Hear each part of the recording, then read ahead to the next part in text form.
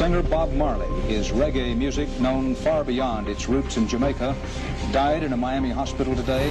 Bob Marley was 36 years old. Bob Marley a révolutionné la musique. Avec son groupe The Wailers, il a inspiré et touché des milliers de personnes et restera gravé dans nos mémoires. Quand il arrivait sur scène, c'était un instant magique, électrique. Il illuminait subitement toute la salle. Bob Marley a vendu 75 millions de disques et a fait connaître le reggae au monde entier. Dans les années 70, il était l'artiste dont les ventes étaient les plus stables. Mais le 11 mai 1981, à 11h30, Bob Marley s'est éteint à l'hôpital universitaire de Miami, en Floride. Il était âgé de 36 ans. Depuis sa mort, les théories du complot impliquant le gouvernement américain n'ont jamais vraiment été expliquées. Bob Marley était considéré comme un personnage noir influent. La CIA s'inquiétait de ce que cela pouvait impliquer. Bob Marley était connu pour son amour du football et pour suivre le mode de vie Rastafari, centré autour d'un régime et style de vie très sain. Il est très rare qu'un homme aussi jeune meure de cause naturelle.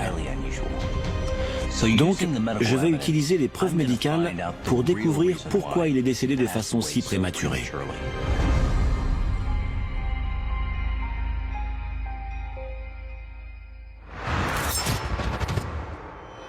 Le docteur Michael Hunter, expert médico-légal reconnu dans le monde entier, a pratiqué des milliers d'autopsies. Il est souvent appelé pour enquêter sur des morts suspectes et travaille donc de concert avec les forces de l'ordre et d'autres experts judiciaires. Il est le médecin légiste en chef dans l'une des plus grandes villes du monde et enquête sur des morts suspectes depuis environ 20 ans.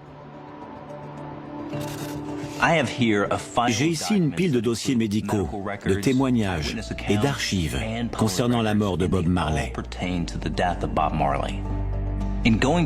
J'espère arriver à trouver des indices qui me permettront de comprendre pourquoi cette icône de la musique est décédée aussi jeune.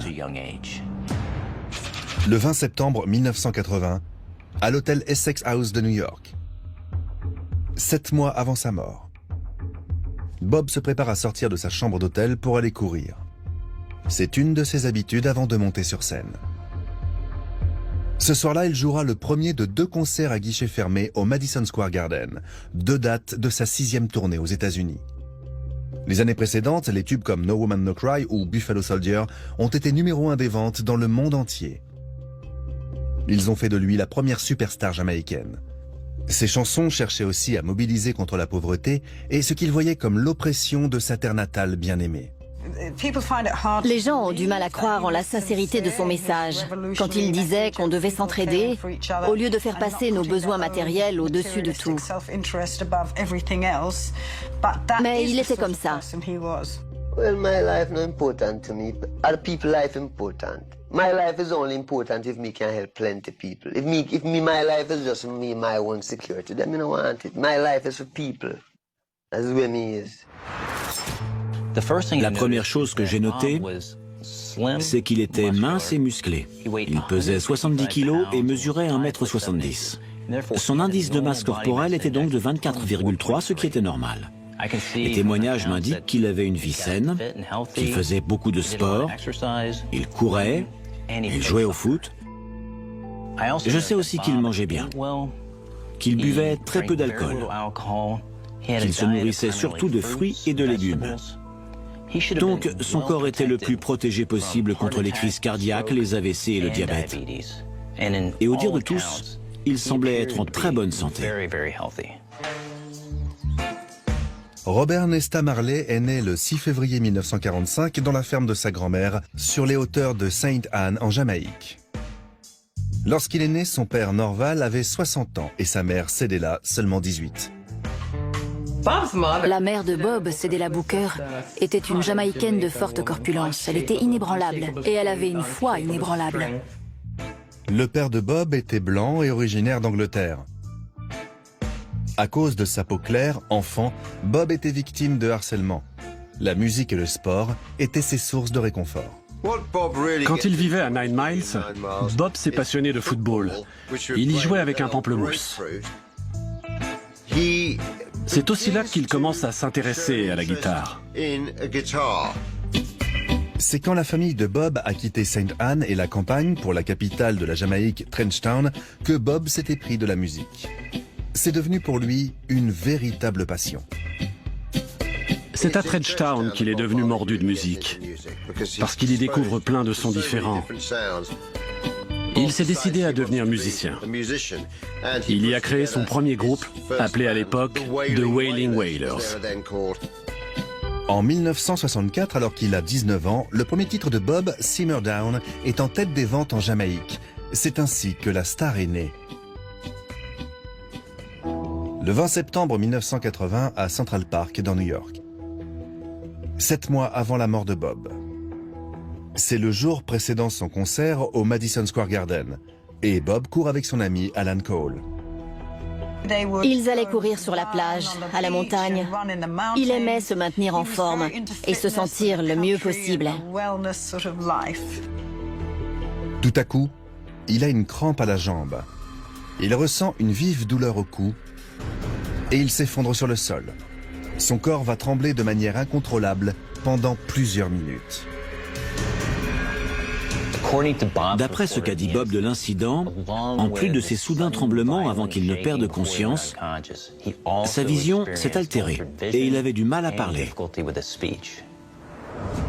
Ces symptômes montrent clairement qu'il devait avoir un très sérieux problème de santé.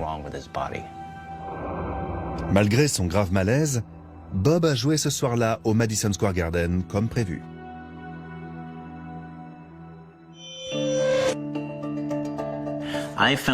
J'ai peut-être trouvé la raison de son malaise dans le rapport médical.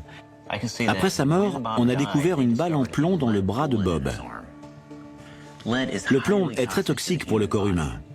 Et une intoxication par le plomb peut causer ce qui ressemble à des crises d'épilepsie.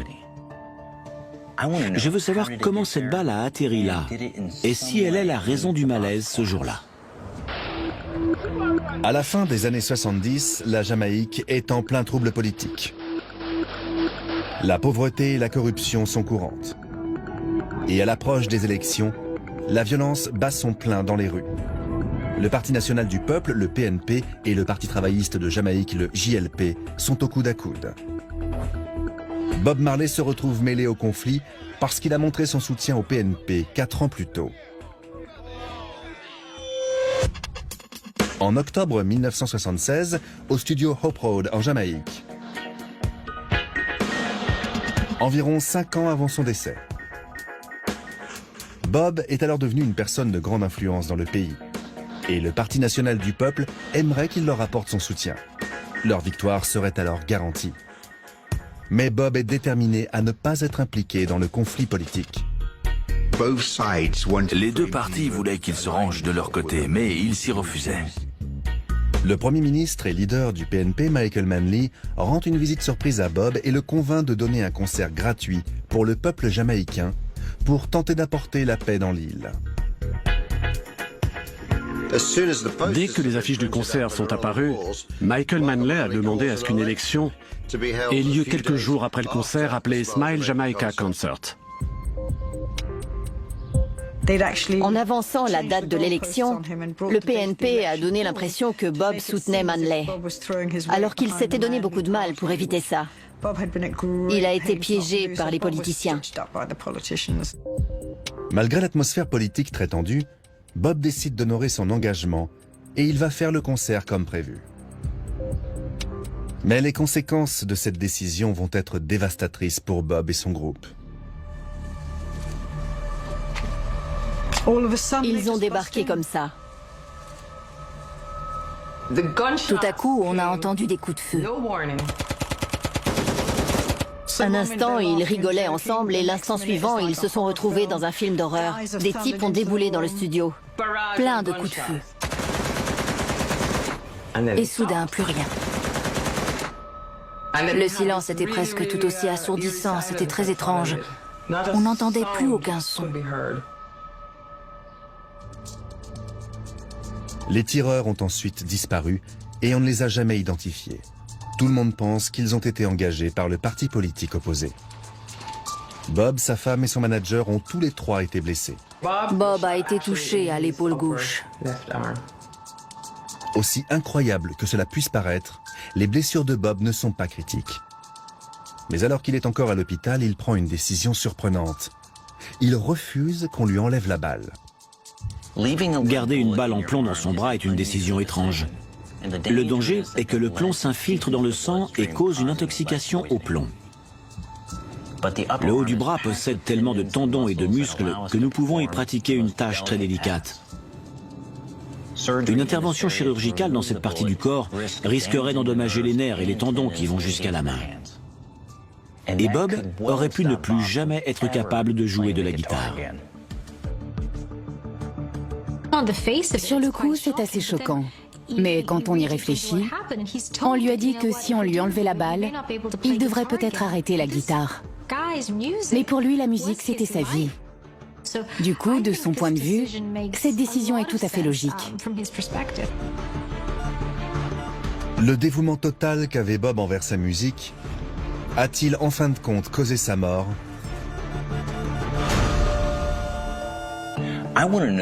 J'ai cherché à savoir si son malaise à Central Park a été causé par une tentative d'assassinat ayant eu lieu 4 ans auparavant.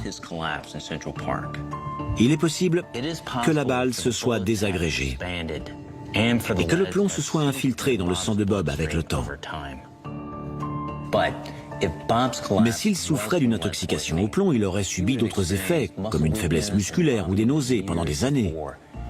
Et rien ne le confirme. Donc, je peux dire que le malaise de Bob n'était pas dû à une intoxication au plomb. Le 22 septembre 1980, à New York, 7 mois avant sa mort. Après avoir joué ses 2 concerts à guichet fermé au Madison Square Garden, Bob doit faire un bilan de santé suite à son malaise 2 jours auparavant. Les médecins s'inquiètent pour sa santé, ils lui font donc passer une série d'examens. Quand quelqu'un fait un malaise, on lui fait passer un examen neurologique. Donc, ils ont testé sa force, ses réflexes, sa vue, son audition, son équilibre, sa coordination et sa mémoire. Ils ont aussi examiné des scanners de son cerveau.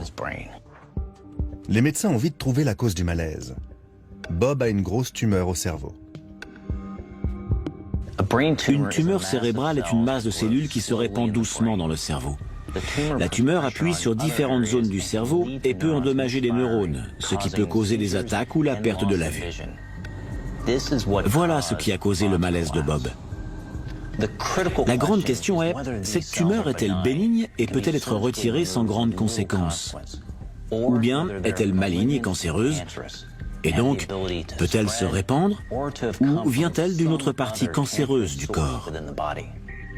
Les médecins font des examens pour déterminer la gravité de la tumeur de Bob.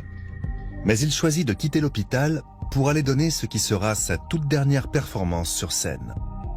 C'était un concert vraiment extraordinaire ce soir-là. Ils ont joué toutes leurs chansons. En 48 heures, il a décidé de faire son concert comme prévu. Ça montre à quel point il s'investissait dans son art. À quel point ça lui donnait une sensation de liberté. Ça lui donnait une voix et le sentiment d'être connecté à son public. L'obsession de Bob pour la musique a commencé lorsqu'il était âgé de seulement 10 ans. À cette époque, sa vie a été bouleversée. D'abord par le décès de son père. On pourrait penser que ça ne l'a pas touché parce qu'il n'était pas proche. Mais je crois que ce qui est mort avec son père, c'est aussi sa possibilité de se créer une identité. Il est raisonnable de penser que le fait que Bob soit orphelin de père était une de ses motivations pour avancer. Bob a finalement trouvé le sentiment d'identité qui lui manquait quand il a quitté la montagne pour le melting pot musical de Trenchtown. Le quartier de Trenchtown était un quartier difficile de Kingston, mais c'était aussi l'épicentre de la musique jamaïcaine. Il ne faut pas oublier que c'était un enfant qui avait toujours eu l'impression d'être un outsider. Et il finit par découvrir qu'il a un talent. Et grâce à la musique, on le reconnaîtra comme quelqu'un de talentueux. Il se plongeait toujours dans la musique, malgré les difficultés qu'il rencontrait. Le 5 décembre 1976, au National Heroes Park en Jamaïque. 2 jours après la tentative d'assassinat, Bob est de retour sur scène pour le Smile Concert. J'avais peur, j'étais anxieuse parce que je me disais que quelqu'un voulait se débarrasser de lui. Et la dernière chose à faire était de se montrer sur scène devant des milliers de personnes. C'était une situation dangereuse. J'étais contre ce concert. Le caméraman américain Carl Colby était aux côtés de Bob. Il filmait les événements. J'ai passé quasiment 4 heures à discuter avec lui. Et il semblait complètement abattu. Puis je crois qu'il a regardé dehors et il a vu la foule, ces milliers de personnes rassemblées au Heroes Park. Ça avait un peu quelque chose de biblique. Il les voyait de la maison et d'un coup il a dit « c'est parti ». Le fait que 2 jours après qu'on a tenté de l'assassiner et qu'il a reçu une balle, il a décidé de faire ce à quoi il s'était engagé, ça en dit beaucoup sur sa force de conviction. Il était si engagé qu'il préférait tomber raide mort sur scène. Il voulait profiter pleinement de chaque moment de la vie, de chaque moment où il pouvait montrer sa créativité, où il pouvait communiquer et avoir un impact. Le 26 septembre 1980 à New York, 7 mois avant sa mort, les résultats des examens confirment ce que tout le monde redoutait. Les examens révèlent que la tumeur est cancéreuse. Mais ils montrent aussi des grosseurs cancéreuses dans ses poumons. C'est logique, car les tumeurs cérébrales sont souvent des tumeurs secondaires, ce qui signifie qu'elles se sont répandues à partir d'une autre partie du corps. C'est grave. Ça veut dire que le cancer se métastase, se répand. Bob est tout de suite traité par radiothérapie et chimiothérapie. La chimiothérapie permet de contrôler et de détruire les cellules cancéreuses. Les patients perdent leurs cheveux parce qu'on cible les cellules qui prolifèrent rapidement, qu'elles soient naturelles ou cancéreuses. Et les follicules pileux font partie des cellules qui prolifèrent le plus rapidement. Avec l'avancée du traitement, ses cheveux commencent à tomber. Les dreadlocks de Bob faisaient partie de son apparence et de son identité. Il prend la décision de laisser sa femme Rita lui couper les cheveux pour la première fois depuis des années. Ses dreadlocks commençaient à tomber. Et il ne voulait pas qu'elles tombent une par une. Toutes ces magnifiques photos de lui avec ses dreads représentaient sa religion, ce qui le réconfortait. Donc les perdre, ça a dû être terrible pour lui.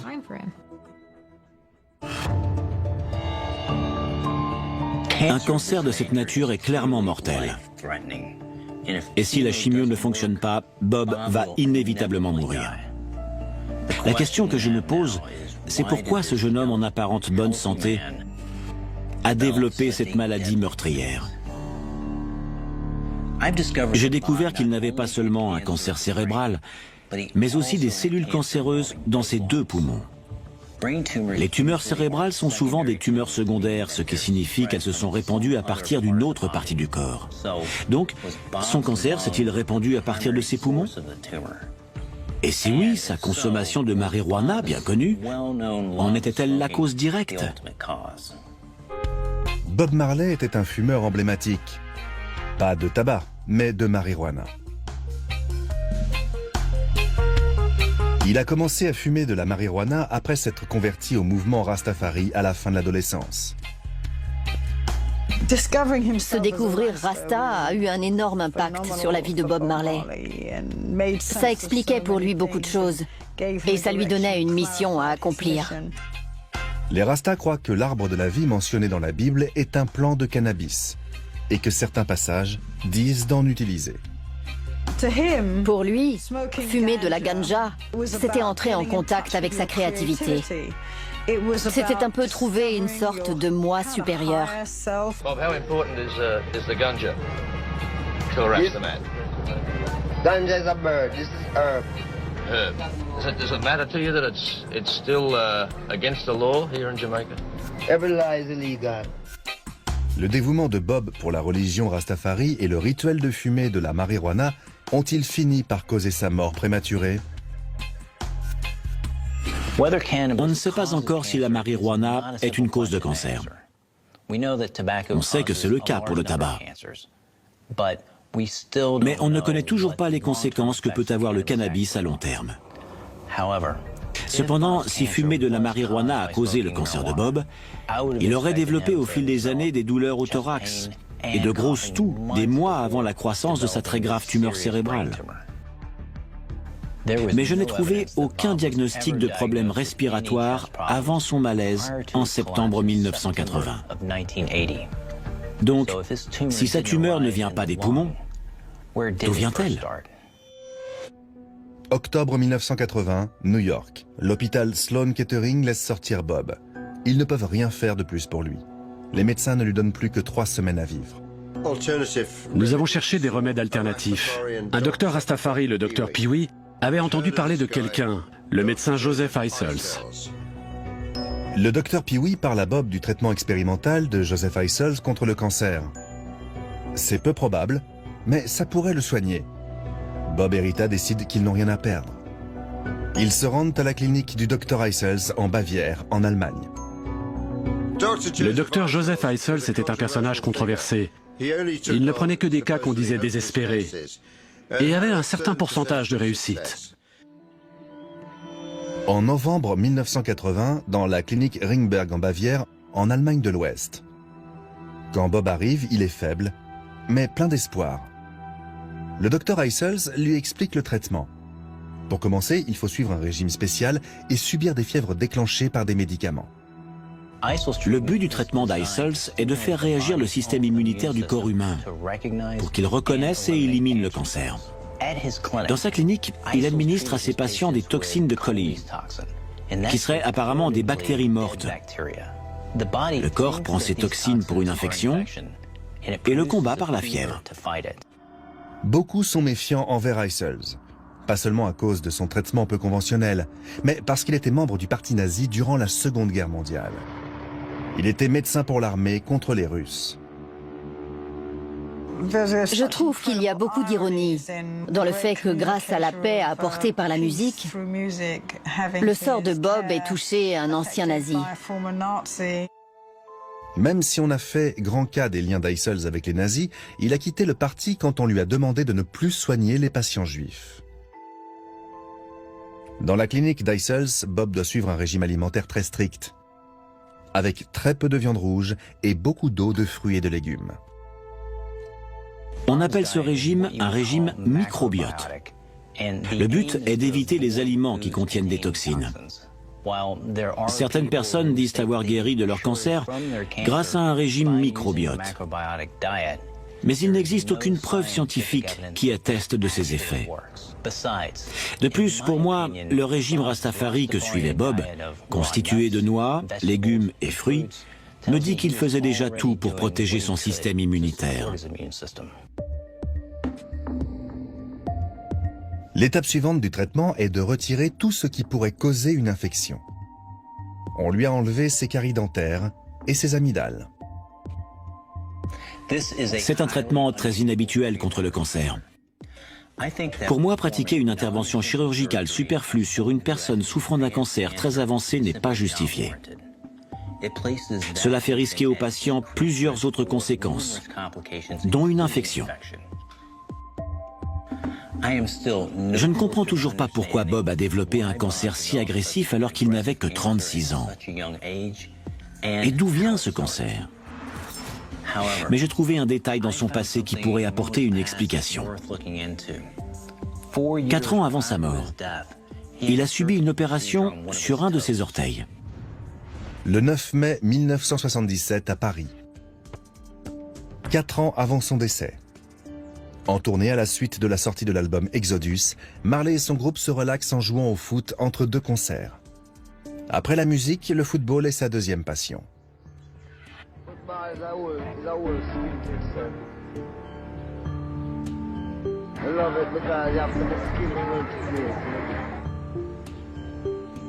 Freedom. Football is freedom. Il jouait au foot tous les après-midi dans la cour, jusqu'à n'en plus pouvoir. J'adorais le regarder jouer, parce que c'était magique. C'était un très bon footballeur. Certaines sources affirment que Bob a été blessé au gros orteil du pied droit après un tacle. Il était à l'agonie. Il est tout de suite allé voir un spécialiste à Paris pour enlever l'ongle. Le photographe Dennis Morris a pu prendre en photo Bob Marley blessé. Il avait l'air inquiet. Peut-être qu'il savait déjà que c'était très grave. En tout cas, il était inquiet. Au début, je ne pense pas que Bob Marley s'est rendu compte de la gravité de sa blessure au doigt de pied. Mais quand il jouait au Rainbow, à Londres, un peu plus tard, un soir, il a tout à coup enlevé sa chaussure. Il ne portait plus de sandales à l'époque, et sa chaussure dégoulinait de sang.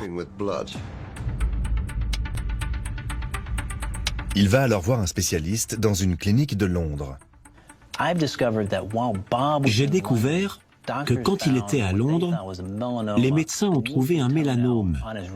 C'est la première fois qu'un cancer apparaît dans les dossiers médicaux de Bob. Donc, je pense que c'est de là que viennent son cancer du cerveau et son cancer des poumons.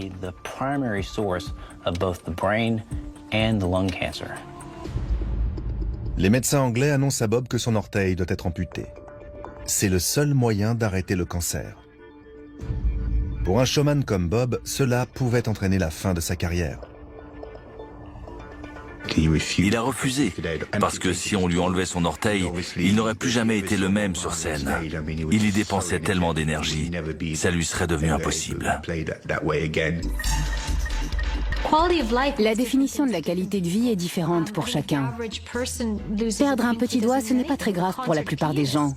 Mais pour un pianiste, c'est très différent. Alors imaginez ce que c'est pour un homme dont l'identité se résumait non seulement à écrire, mais aussi à partager sa musique avec son public. On a recommandé à Bob d'aller voir un spécialiste à Miami. Et le spécialiste de Miami lui a dit que c'était bien un mélanome, qu'on pouvait lui enlever la partie infectée et ensuite lui greffer de la peau, et que cela devrait suffire pour le guérir. Si on a dit à Bob que son orteil devait être amputé pour enlever les cellules cancéreuses, c'est que le mélanome était à un stade avancé. Comme il a refusé cette option, les médecins lui ont proposé la meilleure alternative possible, c'est-à-dire une incision et une greffe de la peau. Une greffe de la peau est une opération chirurgicale qui consiste à enlever le morceau de peau cancéreux et à le remplacer par de la peau d'une autre partie du corps. La greffe de peau semble être une réussite, ce qui est une très bonne nouvelle. Il va pouvoir continuer à monter sur scène. On ne savait rien à l'époque. On était encore tous très naïfs à propos du cancer, de ses causes et de ses conséquences. Donc il a repris ses habitudes, écrire de la musique, être sur scène et voyager. Les médecins ont dû penser qu'ils avaient stoppé le cancer de la peau. Mais ce qui m'intrigue le plus, c'est comment ils l'avaient contracté. La croissance des mélanomes est souvent très lente, et la plupart des personnes touchées ont souvent plus de 65 ans. Et ils sont causés par une exposition au soleil durant toute leur vie. Les personnes de couleur développent très rarement des cancers de la peau. Donc les questions que je me pose sont, comment l'a-t-il contracté et pourquoi son mélanome était-il si inhabituellement agressif ? En cherchant dans le passé de Bob, j'ai constaté qu'il s'était blessé plusieurs fois à l'endroit précis où le mélanome s'est développé. Et c'est vrai que les mélanomes peuvent se développer dans des tissus cicatriciels.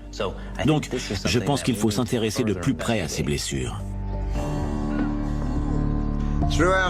Il s'est plusieurs fois gravement blessé au gros orteil du pied droit au cours de sa vie.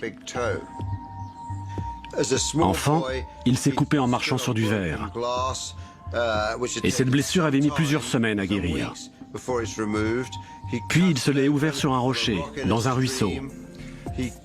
Il a failli se le couper en deux avec une binette à la ferme. À force, on avait l'habitude de voir un bandage autour de son orteil. On en rigolait même. Mais en fait, c'était un signe annonciateur. Même s'il existe des preuves scientifiques que certains cancers se développent à partir de tissus cicatriciels, je n'ai trouvé aucune preuve que c'est aussi le cas des mélanomes. Donc, je ne crois pas que ces blessures aient causé son cancer de la peau sur son orteil. Le 6 février 1981. Clinique d'Eissels en Bavière. Bob Marley fête ses 36 ans. Malgré les sourires forcés, son état de santé s'est détérioré. Mais le docteur Eissels veut essayer un dernier traitement, des injections d'ozone. On lui fait des injections terriblement douloureuses dans le nombril, qui lui font presque avoir des crises d'épilepsie.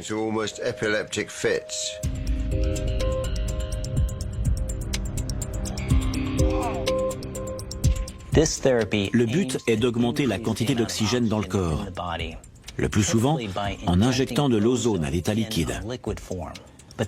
Mais rien n'indique que l'ozone peut être utilisé pour des traitements médicaux. Et l'American Cancer Society considère que le traitement d'Eissels est inefficace. Le 8 mai 1981, à la clinique Ringberg en Bavière. Après 8 mois de traitement, le cancer de Bob se propage toujours à la même vitesse. Il décide alors d'arrêter le traitement. Même si le traitement d'Eissels est controversé, en septembre, on ne donnait à Bob Marley que 3 semaines à vivre. Or, en avril 1981, il était toujours en vie. Donc, le traitement ne l'a pas tué, mais il a peut-être au contraire eu des effets positifs. Bob demande au patron d'Island Records de le ramener chez lui en Jamaïque. Malheureusement, il n'y arrivera jamais. Son état a vraiment dû empirer dans l'avion, car ils se sont arrêtés à Miami, qui est très proche de la Jamaïque.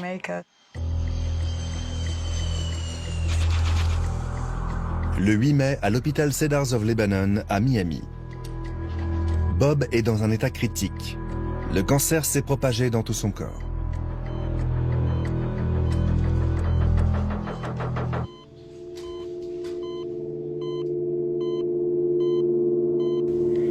Un tel cancer est extrêmement douloureux, car les organes arrêtent de fonctionner les uns après les autres. Les poumons ne peuvent plus rejeter de fluide et se remplissent de mucus. Le foie et les reins arrêtent de fonctionner et le flux sanguin est envahi de toxines. Enfin, les tumeurs dans le cerveau et la moelle épinière provoquent des dommages neurologiques et la paralysie. La seule chose à faire, c'est administrer des antidouleurs en grande quantité, souvent des opiacés.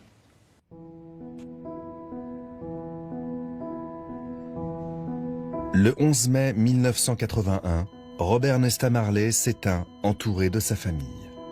Il pesait à peine 40 kilos. Le monde entier est en deuil. Je me souviens, à mon réveil, il y avait un flash info. J'ai regardé ma mère et tous les deux, on s'est effondrés. J'ai entendu à la radio, Bob Marley vient de mourir à Miami. J'y croyais pas. On a tous entendu la nouvelle et on est tous retournés à l'appartement. Et ce 11 mai fut très dur. Vraiment très dur. Je croyais juste naïvement que Bob était un individu tellement fort qu'il vaincrait ce cancer.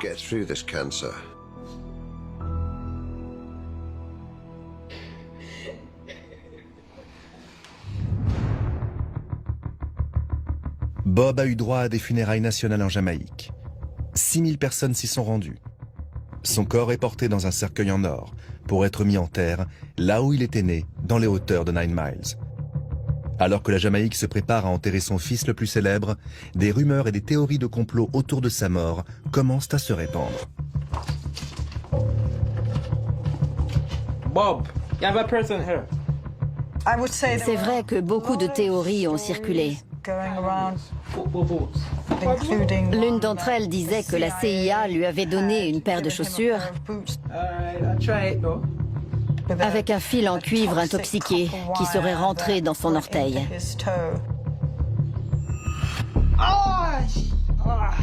Certains pensent que c'est ce fil de cuivre intoxiqué qui a causé le cancer de Bob. Ils croient que les chaussures en question ont été remises à Bob dans les coulisses avant le Smile Concert en Jamaïque, le 5 décembre 1976. La Jamaïque était très proche de Cuba, qui était très communiste. Et à l'époque, le premier ministre jamaïcain, Manley, je crois, avait décidé de s'allier à Castro, ce qui a inquiété l'Occident. La CIA a tenté plusieurs fois d'assassiner le président cubain Fidel Castro. Se sont-ils donc aussi inquiétés du succès du chanteur révolutionnaire? La CIA a-t-elle tué Bob Marley avec un fil de cuivre intoxiqué?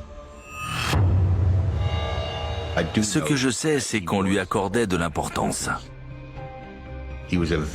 C'était un homme d'une grande influence qui donnait à des gens du monde entier un sentiment de liberté. Parfois, les pouvoirs en place ont peur de cette influence. Chris Blackwell d'Island Records avait dû se rendre à l'ambassade des États-Unis à Kingston. On lui a dit là-bas que les Américains surveillaient son chanteur, Bob Marley, car ils le considéraient comme un danger potentiel. Un élément vient étayer la théorie conspirationniste. Le fait que Carl Colby, le caméraman qui devait filmer le concert de Bob Marley, était le fils du tout juste retraité ancien directeur de la CIA, William Colby. Même si Carl était un réalisateur de documentaires souvent récompensé, embauché par le patron du label de Bob Marley, Island Records, pour filmer le concert. Pour beaucoup de fans de Marley, c'était une trop grosse coïncidence. J'ai été un peu perturbé quand j'ai vu qu'on me prenait pour un agent secret qui avait offert à Bob Marley une paire de chaussures de football empoisonnées. Je me suis dit que c'était complètement ridicule. Après, j'ai demandé à mon père, comment se débarrasse-t-on de quelqu'un? Il m'a répondu, il faut engager un professionnel qui n'a jamais mis les pieds dans le pays avant, qui s'en va 12 heures plus tard, il laisse l'arme, mais pas de trace de lui, ni aucune empreinte. En tout cas, on ne recrute pas le jeune fils d'un ancien directeur de la CIA qu'on vient de flanquer dehors. C'est une idée farfelue. Mais même si Carl Colby est un assassin improbable, est-il possible que la CIA ait quelque chose à voir avec le cancer de Bob Marley? Pour tuer quelqu'un avec du poison, en général, on injecte à la victime une petite quantité de toxines létales en la poignardant ou avec une toute petite flèche. Mais je ne connais aucun poison qui puisse engendrer un mélanome. Donc pour moi, les conspirationnistes ont tort.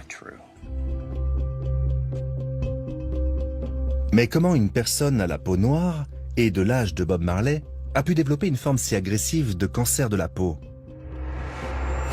Le docteur Hunter pense avoir trouvé la réponse. C'est l'endroit du mélanome qui m'a mis sur la piste.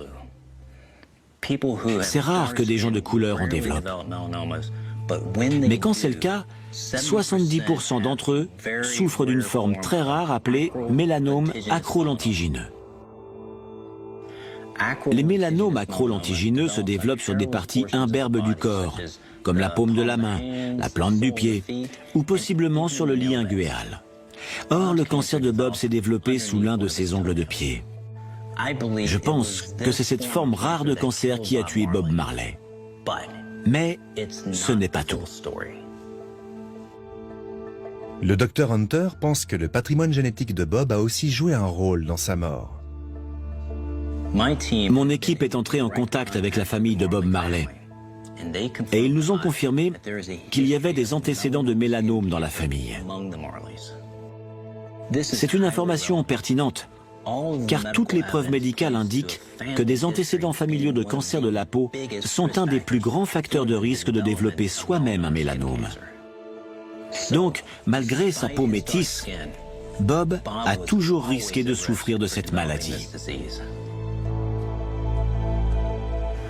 Sa seule chance contre ce cancer de la peau aurait été d'amputer son gros orteil. Mais pour pouvoir continuer à être lui-même sur scène, il a refusé. Lorsqu'il a subi l'excision, toutes les cellules cancéreuses n'ont pas été retirées. Et avec le temps, elles se sont répandues dans son corps, dans ses poumons et dans son cerveau. Son corps a commencé à lâcher. Et il a aussi sûrement développé un édème pulmonaire, ce qui signifie que ses poumons contenaient beaucoup de liquide. Donc, l'oxygène ne pouvant plus circuler dans son système, il y a eu insuffisance respiratoire.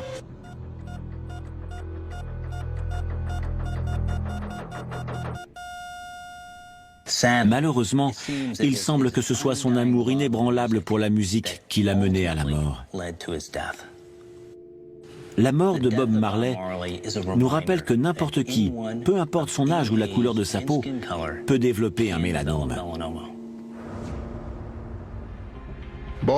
Dans la musique de Bob, dans ses paroles, il y avait beaucoup de colère, beaucoup d'amour, beaucoup de destruction aussi, beaucoup de sentiments différents. Mais au final, ce qu'on retrouve tout le temps dans sa musique, c'est l'amour. Sa chanson One Love le résume très bien.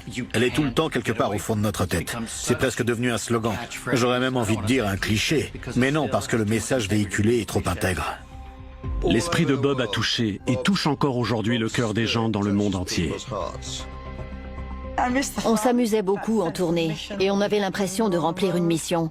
On essayait de changer la société grâce à la musique. C'était une vraie passion pour lui. Ça le faisait avancer. Il a placé la Jamaïque sur la carte du monde.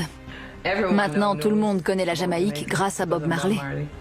Partout où je suis allée, si je parlais de la Jamaïque, les gens pensaient tout de suite à lui. Tout le monde connaît le chanteur et tout le monde l'écoute.